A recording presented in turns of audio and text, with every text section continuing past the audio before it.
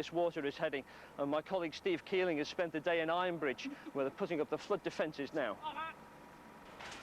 As the River Severn burst its banks, there was no time to waste for those preparing Ironbridge's flood defences. After being talked about for years, the moment of truth.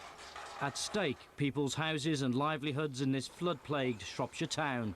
550 metres long, it's a Swedish flat-pack answer to a traditional English problem.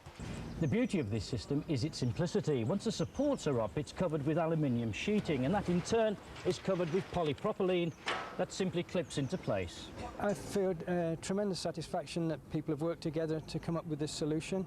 I feel very confident that it's going to do a good job for us. The idea has been going on since the mid-90s in Sweden, and it's been tested and proven in many countries in Europe, in Sweden, France, Germany, and we've got a very long record of successful flood fights behind us.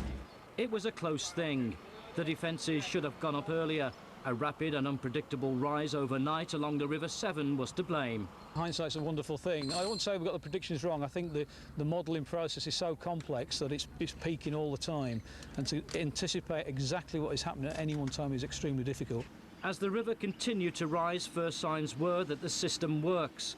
It cost £300,000, but for people living in Ironbridge, its value is immeasurable. Steve Keeling, Central News. Swedish, it all comes in a flat pack, of course, and the Swedish company behind this barrier are here to see it in action.